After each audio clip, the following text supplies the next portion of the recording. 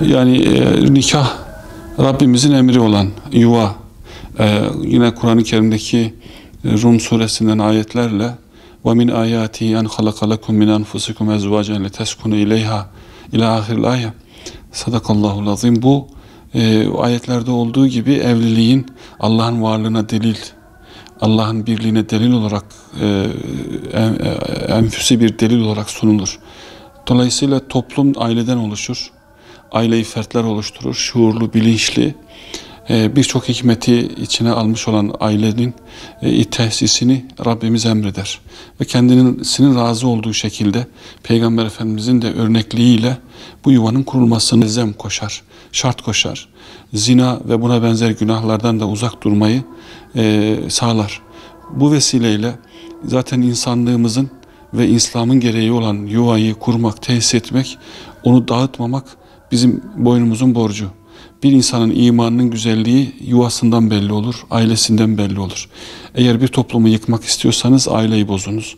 Ve bugün de ne yazık ki şu anda çok ciddi bir şekilde görüyoruz ki İslam düşmanı olanlar, insanlık düşmanı olanlar insanın fıtratıyla, genleriyle adeta oynayıp aileyi yok etmek, cinsiyet eşitliği gibi, işte LGBT gibi Kur'an'ın kabul etmediği, insanın kabul etmediği, midemizin kabul etmediği bir takım ahlaksızlıkları neşrediyorlar. Her asırda olduğu gibi bu asırda da yine bizi aileden vurmak istiyorlar. Bu yüzden aile bizim en büyük kalemiz, sığınağımız. Eğer düzelmek istiyorsak ümmet olarak, millet olarak ailemizi korumamız gerekiyor. Bunu yaparken de kolaylaştırmak gerekiyor. Bunun da en güzel örneği Resulullah Aleyhisselatü Vesselam'dır. Hazreti Fatıma anamızın çeyizini, Efendimizin evliliklerini okuyup ağlayan müminlerin, çocuklarını evlendirirken, kızlarını verirken, damat seçerken çok büyük meblağlar, maddi böyle olağanüstü meblağları istemeleri İslam'a uygun değil kesinlikle. Biz eğer düzelmek istiyorsak, ahiretimizi kazanmak istiyorsak yapacağımız en önemli işlerden bir tanesi de evliliği kolaylaştırmaktır.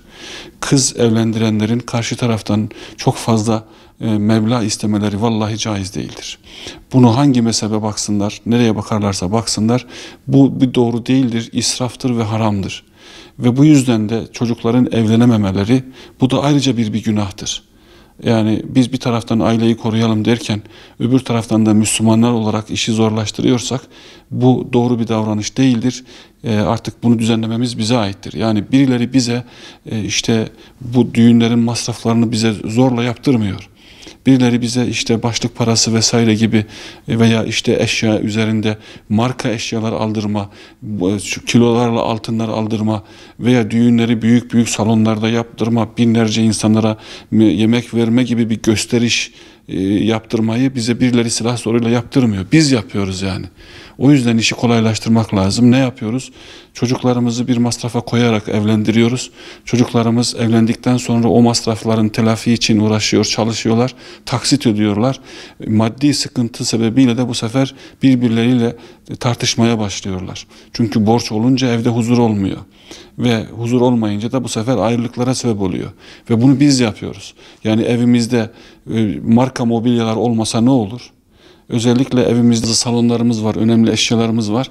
Sabah akşamlarımız, kızlarımız orayı hürmetle, saygıyla siliyor, süpürüyor ama ne çocuklar oradan istifade ediyor. Niye misafir gelecek ya da bir gösteriş olacak? Bunlar doğru değil. Biz Resulullah Aleyhisselatü Vesselam'ın tevazusunu, işte Hazreti Ayşe annemizin bir başına bir duvara, diğer ayakta bir duvara gelecek kadar küçük odalarda kaldığını ağlayarak okuyoruz, anlatıyoruz. Doğrudur, anlatalım ama bizim hayat tarzımız hiç olmazsa israftan uzak olmalı. Hiç olmazsa düğünlerimiz biraz makul olmalı yani. Bu yüzden ben ailelere sesleniyorum. Bırakın çocuklar rahat evlensinler. İşi kolaylaştırın. Çocuklar birbirlerini beğenmişlerse, sevmişlerse, aradıklarını bulmuşlarsa, aileler birbirlerine hani denk olmuş da mutlu olmuşlarsa bu işi madden zora sokmayalım. Kim gücü neye yetiyorsa onu yapsın. Şart koşmasın ve nitekim bugün her zaman olduğu gibi evliliklerin bozulma sebeplerinin önemli bir kısmı düğün esnasında yaşanan bu tür maddi sıkıntılar sebebiyledir.